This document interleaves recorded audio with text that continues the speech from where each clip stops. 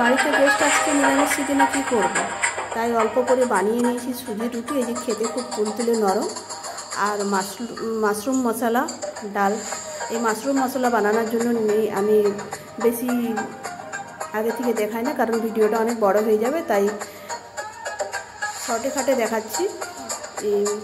ভাজা করছি ওখানে হালি মটর আর গাজরকে আগে তেলে ভেজে নিয়েছি। তারপরে এই যে পোস্ত আর টমেটো, কাঁচা লঙ্কা, ছোটো কম করে কাজু, একটু বাদাম সব দিয়ে পেস্ট করে নিয়েছি। তারপরে মাশরুমটা কেটে এই যে নুন মাখিয়ে কিছুক্ষণ রেখেছিলাম, তারপরে কড়াই দিয়ে যে নেড়ে নেড়ে ভাজা করছি। দু রকমের মাশরুম হয়, এই মাশরুমটা আলাদা টাইপের, আরেকটা হয় গোল্ডেন মাশরুম, সেটা হচ্ছে গোল গোল টাইপের হয়। আর এটা আর এক পাশে কড়াই আমি বসিয়ে নিয়েছি গরম জল, তার মধ্যে দিয়ে দিলাম এলাচ আর নুন, একটু ঘি।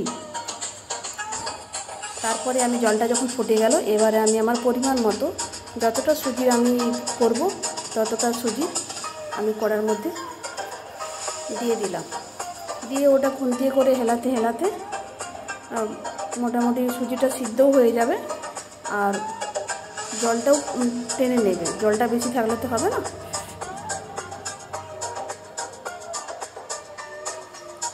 এইভাবে হিলাতে হিলাতে ওই জলটা টেনে নেবে।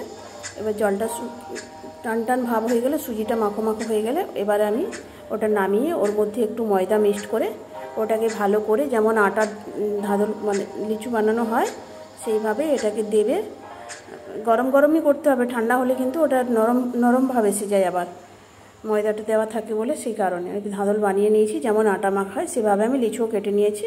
আমার এপাশে মাশরুমও ভাজা কমপ্লিট। এবার সেই মাশরুম ভাজারই একটু তেল আছে কড়াইয়ের মধ্যে, আমি তার মধ্যে দিয়ে দিলাম লবঙ্গ, তেজপাতা আর গোটা করে গোলমরিচ আর এলাচ দানা। আর পেঁয়াজ তো খাবে না নিরামিষ, সেই কারণে পেঁয়াজ দিলাম না। যারা পেঁয়াজ খাওয়ার দিনে পেঁয়াজ দিতে পারে। এর মধ্যে আমি দিয়ে দিলাম এলাচ দানা, তারপরে আমি দিয়ে দিলাম শুকনো লঙ্কা। এইটাকে একটু ভালো করে নাড়িয়ে ভেজে নেব মশলাগুলোকে।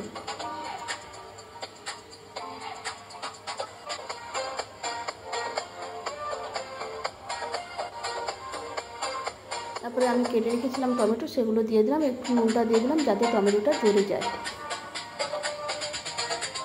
এইভাবে ভেজে নিলাম। এবার আমি যে বেটে রেখেছিলাম, পোস্তর পেস্ট করে রেখেছিলাম, লঙ্কা, টমেটো, নারকেল, কাজু সব দিয়ে, সেই পেস্টটা আমি, নারকেল কাজু কিন্তু বেশি দেওয়া যাবে না, তাহলে মিষ্টি এসে যাবে, স্বাদ লাগবে না।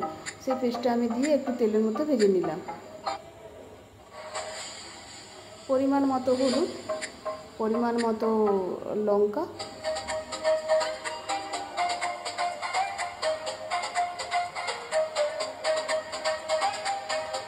একটু ভালো করে ভেজে নিই, কারণ আমি কম তেলে রান্না করি তো, বেশি তেল আমার পছন্দ না। যারা পারবে বেশি তেল দিয়ে জিরা গুঁড়ো দিয়ে দিলাম।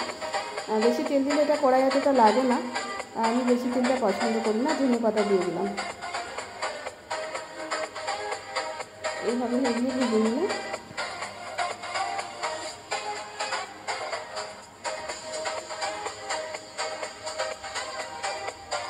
এবারে এর মধ্যে হালকা জল মিশ্রণ করে, এটা যেহেতু বসে যাচ্ছে কড়ার মধ্যে, এইভাবে হিলিয়ে হিলিয়ে ভেজে নেব মশলা।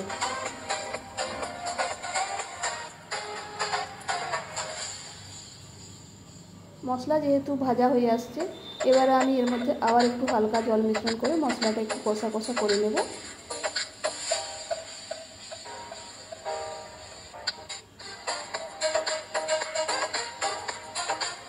তার মধ্যে নেড়ে রাখা যে মশলাগুলো ছিল, সবজিগুলো, মটর আর গাজর, ওগুলো আমি মিক্সড করে নিলাম। এটা দিয়ে একটু হিলিয়ে কিছুক্ষণ নেড়ে ভেজে নেব। তারপরে ওর মধ্যে ভেজে রাখা যে মাশরুমগুলো ছিল ওগুলো অ্যাড করে নিলাম।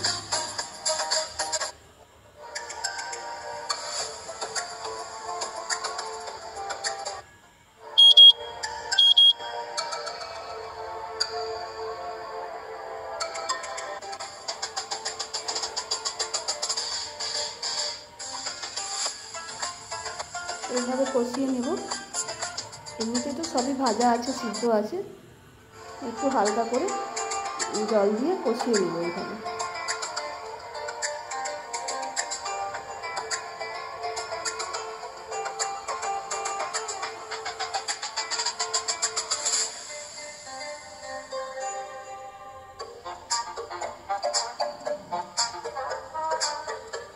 আমার রেডি হয়ে গেছে মাশরুম মশলা, আর এদিকে আমার সুজির পরোটাও হয়ে গেছে। এত জলদি জলদি করছে যে আমি আর ভিডিও দেখাতে পারলাম না, আমি একবারে খাওয়ার থালাতেই দেখিয়ে দিলাম।